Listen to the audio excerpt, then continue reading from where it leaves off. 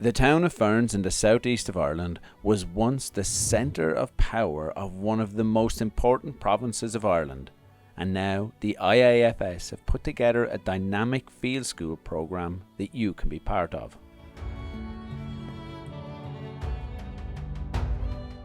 The story of Ferns reads like a fantastic drama that runs from the Iron and Bronze Age through the medieval period, and its most famous son left a legacy here that still ripples through Ireland today.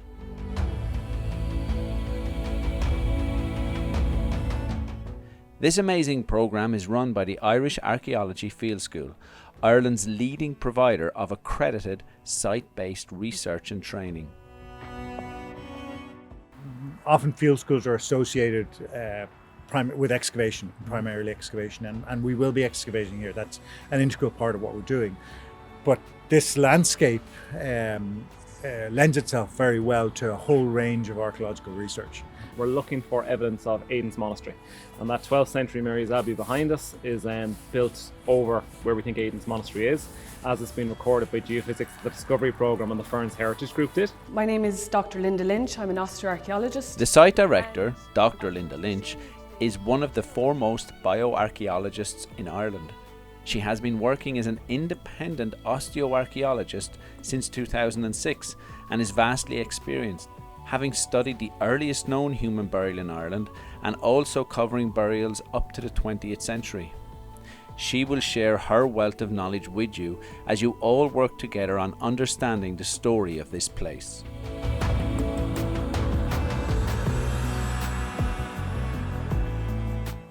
This field school in Ferns, at the site of St. Aidan's Monastery, will be your chance to get involved on a site that has been inhabited since prehistory. The project will begin with excavations of both the 7th century monastery and the later 12th century Augustinian Abbey. While this site is famous throughout Irish history and literature, it is only very recently that significant excavations have been carried out, giving you the chance to be among some of the first to excavate and study here and to delve into nearby associated sites like COLM.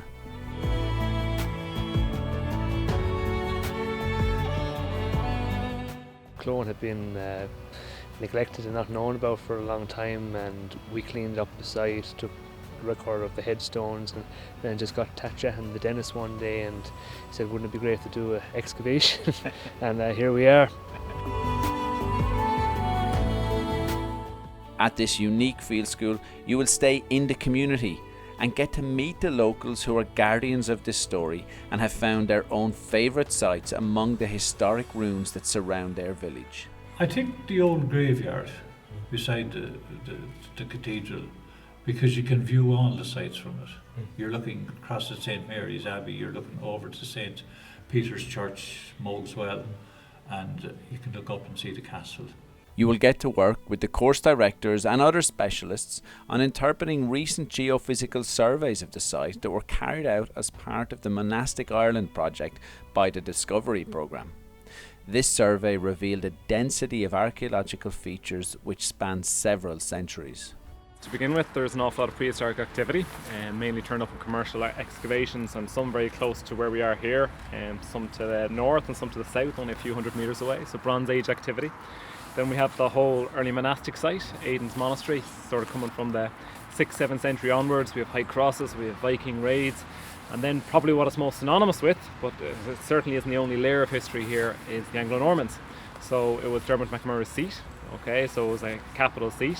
It was the head of a diocese. We have a cathedral in Ferns, we have a fine 13th century castle, Marshall Castle, and we have the 12th century Mary's Abbey behind us. So there's so many different layers, it's well beyond this one video, but it's important for lots of reasons. Fantastic place.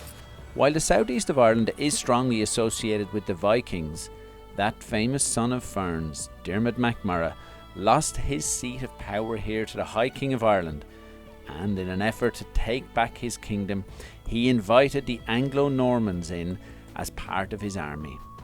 This would start the 850-year-old story of the invasion of Ireland that would shape modern Irish history.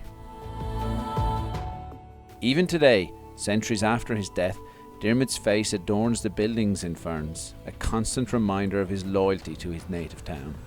this is where it all happened. This is where it unfolded. These were all the significant events happened right here. So we're excavating the first castle in Carrick, but in a sense this was before that. This is where it all started to unfold. This is where it all happened. This invasion of Ireland that the Normans started began in 1169, and they built their first castle in Ireland to the south at Ferns at Carrick, a site that you will get to visit and learn about as part of your Ferns experience. Book now and become part of one of the most exciting field schools on these shores.